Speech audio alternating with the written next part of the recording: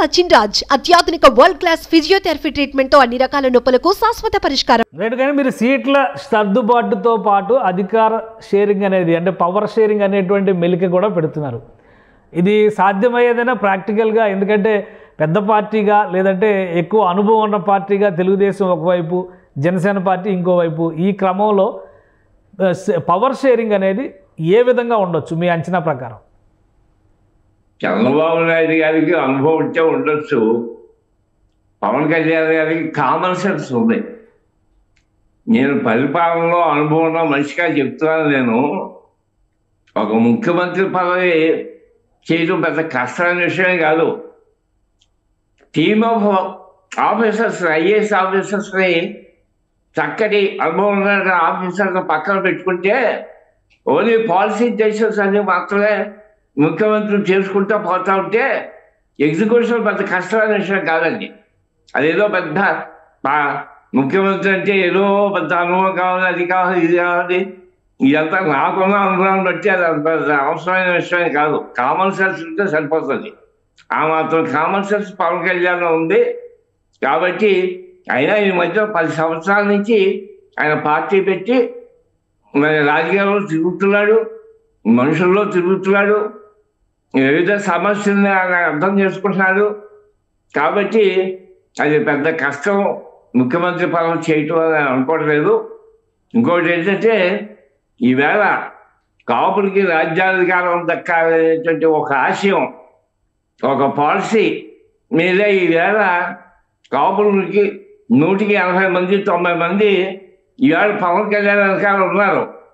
పవన్ కళ్యాణ్ గారి వెనకాల ఉన్నారంటే ఏదో పవన్ కళ్యాణ్ గారి ముఖ్యమంత్రి చేద్దాం ఉద్దేశం కాదు, కాపులకి రాజ్యాధికారం తెచ్చుకోవాలి.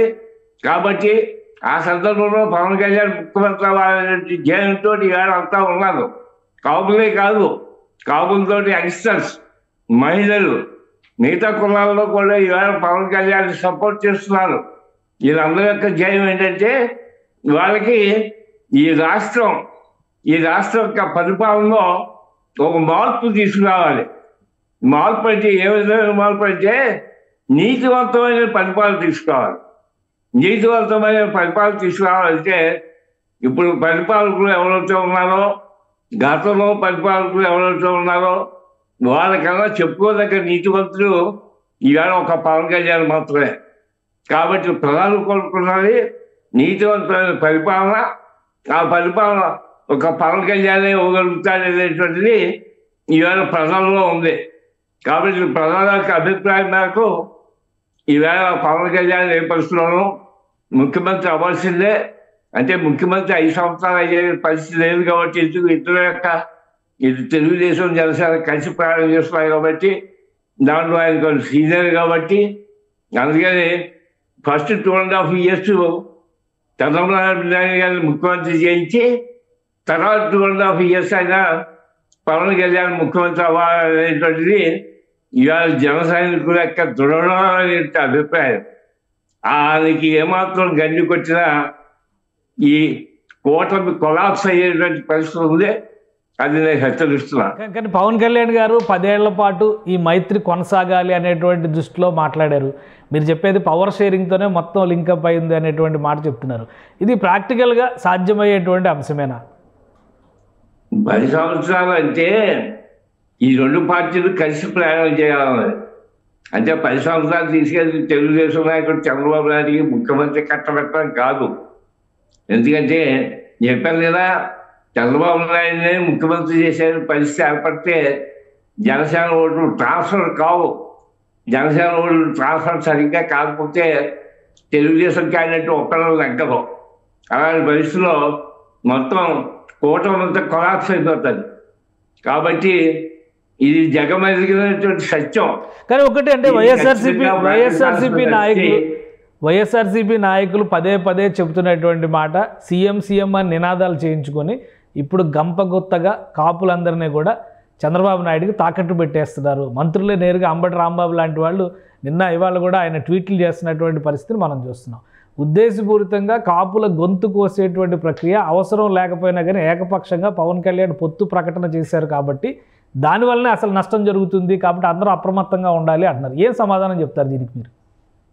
పవన్ కళ్యాణ్ ఏనాడు కూడా చంద్రబాబు నాయుడు గారు ముఖ్యమంత్రి అని ఏనాడు కూడా ఈ రోజు వరకు డిక్లేర్ చేయలే. ఆయన చేయలేదా కదా. పవన్ కళ్యాణ్ చంద్రబాబు నాయుడు ముఖ్యమంత్రి అన్నాడా? మరొకటి అన్నాడు ఆయన. నేను అంటే పవన్ కళ్యాణ్ ముఖ్యమంత్రి చేయడానికి ఏమాత్రం అభ్యంతరం కూడా లేదన్నాడు. అందుకని అది కూడా ముఖ్యమంత్రి పదవి ఈవేళ మనం దేశం చేసుకోదలుచుకోలేదు, ఎలక్షన్ అయిన తర్వాత మేము నిర్ణయం చేసుకోదలుచుకున్నామని అన్నాడు. అంతేకాని తన ముఖ్యమంత్రి పదవిలో వాటా నాకు లేదు అనే మాట పవన్ కళ్యాణ్ నోటప్పుడు రాలా.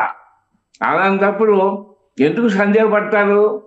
అది వైఎస్ఆర్సీపీ నాయకులు కానీ మంత్రులు కానీ ఆ మాట్లాడే మాట దీంట్లో ఏదో రకంగా తీర్పు తీసుకొద్దాం, కాపుల్లో డివిజన్ తీసుకొద్దాం, అది ఆ విధంగా లాభపడదామని చెప్పేసి వాళ్ళు అనుకుంటున్న మాటే కానీ దాంట్లో ఏమాత్రం కూడా సత్యం లేదండి. గ్యారంటీగా వాటా వస్తుంది. చంద్రబాబు నాయుడు మొట్టమొదటి 2.5-3 సంవత్సరాలు ఆయన ముఖ్యమంత్రి అవుతే తర్వాత 2.5 సంవత్సరాలు పవన్ కళ్యాణ్ ముఖ్యమంత్రి అవుతాడు. ఇది సత్యం. దీంట్లో ఎటువంటి ఆలోచన చేయాల్సిన నష్టమే లేదండి. ఇంకో విషయం, కాపుల్ని మోసం చేశారు అంటున్నారు. At the same time Vangaveeti Mohan Ranga గారి హత్యని పదే పదే ప్రస్తావిస్తున్నారు. 35 సంవత్సరాలు గడిచిపోయినా కానీ ఆనాటి నేరస్తులతో ఈరోజు చేతులు కలిపారు కాబట్టి కాపు ద్రోహులు వీళ్ళంతా అనేటువంటి మాట చెప్తున్నారు. దీన్ని మీరు ఆల్రెడీ ఒక పుస్తకం కూడా రాశారు, రంగా గారి హత్యోదంతం గురించి మీ పుస్తకంలో కూడా వివరించినటువంటి పరిస్థితి ఉంది. దీనికి ఏం సమాధానం చెప్తారు మీరు? అది ఏనాడో జరిగిన విషయం. ఈవేళ మోహన్ రంగా గారి కొడుకు రాధా తెలుగుదేశం పార్టీలో ఉన్నాడు. ఆ కుటుంబానికి లేనటువంటి విషయం మనందరికీ ఎందుకండి, నాకేం అవసరం లేదు, ఎందుకు అవసరం, మనకి బాధపడాల్సిన అవసరం లేదు. ఇంకోటి కూడా ఏమంటే, నేను పుస్తకంలో రాసిన మాట వాస్తవమే. అయితే పుస్తకంలో ఏం రాశానంటే, ఇది ఎవరో చెప్తే విన్నాను, దాంట్లో ఉండే నిజాయితీలు ఆ దేవుడికే ఎదుర్కొని రాశాను. అది కూడా చూడండి ఒకసారి. అంటే దాంట్లో విన్న విషయం కరెక్టా కావాలని దేవుడికే తెలుసు రాశాను. అందుకని అది ఖచ్చితంగా నిజమని మాత్రం నేను రాయలా. అందుకని ఈవేళ చంద్రబాబు మీద అపవాదు, అది అపవాదు మాత్రమే ఎందుకు అనుకోకూడదండి, అది నిజమే అని ఎందుకు అనుకోవాలి, అది కూడా ఆలోచించాలి కదా మనం. కానీ అంటే ఒకటి, మీరు అన్నట్టుగా రాధా గారు ప్రస్తుతం తెలుగుదేశంలో ఉన్నారు, అలానే దేవినేని ఫ్యామిలీ వారసుడు అవినాష్ ఏమో వైసీపీలో ఉన్నారు.